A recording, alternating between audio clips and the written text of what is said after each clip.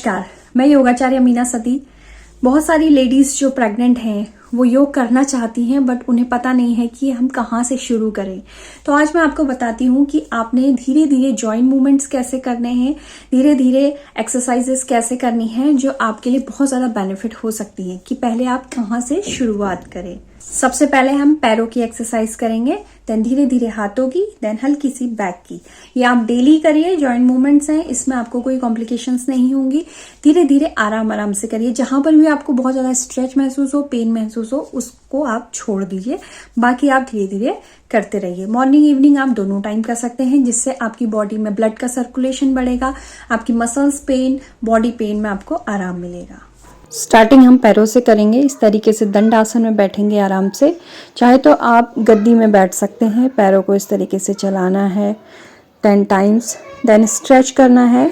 ये आपके काफ में जो पेन रहता है, पिंडलियों में पेन रहता है, घुटनों से नीचे साइड पे, या फिर पैरों में थकान बहुत ज़्यादा रहती है या सूजन रहती है प्रेगनेंसी में, उसके लिए बहुत अच्छा है। देन इसके बाद राउंड घुमाएंगे क्लॉकवाइज, एंटी क्लॉकवाइज डायरेक्शन में। ये छोटे छोटे जॉइंट मूवमेंट्स हैं, ये कोई भी कर सकता है, इसमें एज लिमिट कुछ नहीं है। योग करने से पहले आप इसको ज़रूर करें। देन पैर को फोल्ड करके पहले अपने पैर को रोटेट करेंगे clockwise, then anticlockwise direction में। सारे ही स्टेप आपने 10 टाइम्स रिपीट करने हैं। अगर आप बिगनर हैं तो 5 टाइम रिपीट करिए और डेली मॉर्निंग और इवनिंग में करिए। इससे आपकी बॉडी यूज्ड टू हो जाएगी आगे के आसन करने के लिए। यही आप रिपीट करेंगे दूसरे पैर से भी।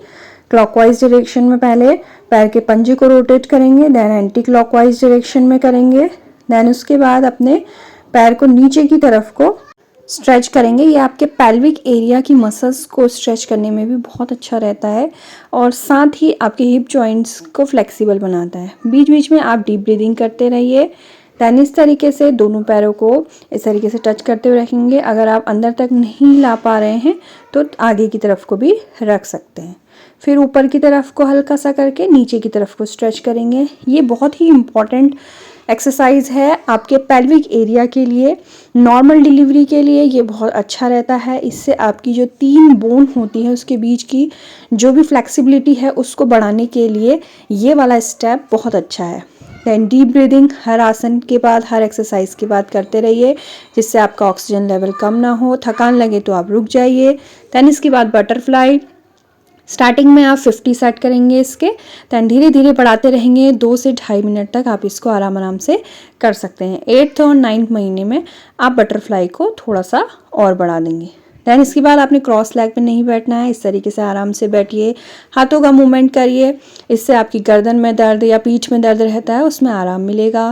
पहले उंगलियों को चलाएंगे, देन इसके बाद अपने रिस्ट को इस तरीके से स्ट्रेच करेंगे, देन राउंड करके घुमाएंगे, जिससे आपके बैक में या हाथों में कहीं पे भी ब्लड का सर्कुलेशन नहीं हो रहा है या पेन हो रहा है उसमें आपको आराम मिलेगा।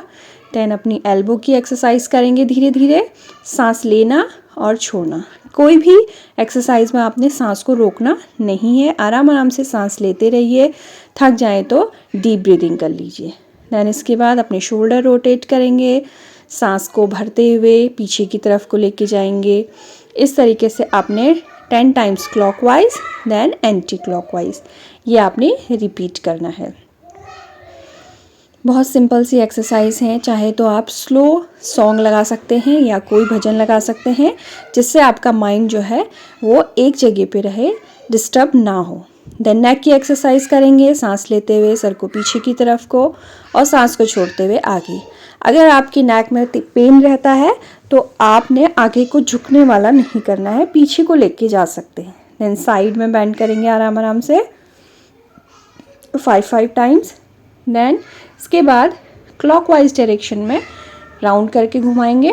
गर्दन में दर्द रहता है तो आगे की तरफ को नहीं झुकाएंगे, सेमी सर्कल हाफ करके आप राउंड करेंगे पीछे की तरफ को।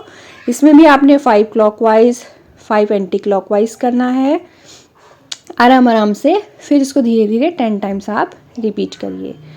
देन इसके बाद जैसे ये जो आपका नेक रोटेशन था, ये आपके थायराइड ग्लैंड को भी एक्टिवेट रखता है। जैसे प्रेगनेंसी में थायराइड फ्लक्चुएट करता है, कम या ज़्यादा होता रहता है, तो नेक की एक्सरसाइज करने से आपका थायराइड भी बैलेंस रहेगा।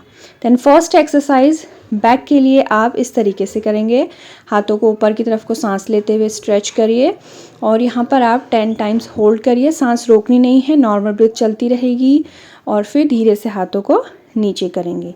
यही आपने रिपीट करना है। 10 काउंट होल्ड करिए, अपनी उंगलियों को देखिए और धीरे से हाथों को नीचे करिए। डीप ब्रीदिंग करते रहिए आराम आराम से और पॉजिटिव रहिए, मुस्कुराते रहिए। इसी को रिपीट करेंगे 3 to 5 टाइम्स।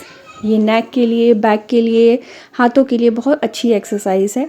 इसमें आपको ज़्यादा स्ट्रेच भी नहीं लगेगा और पेन में रिलीफ मिलेगा। सेकंड एक्सरसाइज में आपने साइड में बेंड करना है। इस तरीके से हाथ को रख के धीरे धीरे स्ट्रेच करेंगे। ये आपकी लोअर बैक के लिए बहुत अच्छी एक्सरसाइज है। इसमें आपको बहुत आराम मिलेगा जब आप ये वाली एक्सरसाइज करेंगे।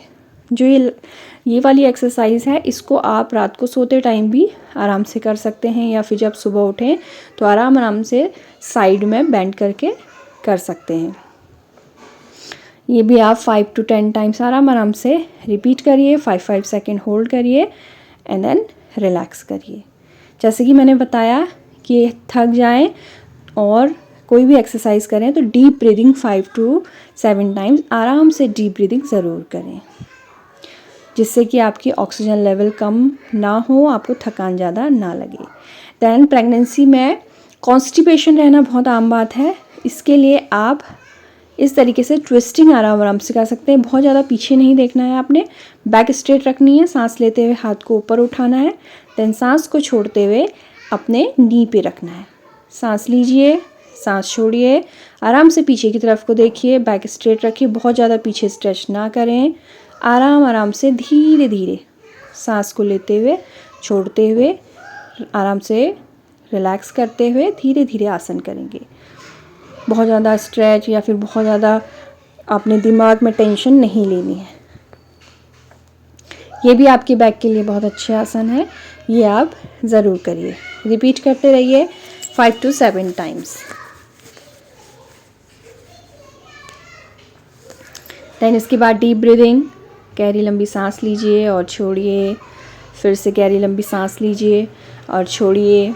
मन में हमेशा पॉजिटिव रखिए कि आप भी स्वस्थ हैं, आपका बेबी भी स्वस्थ है।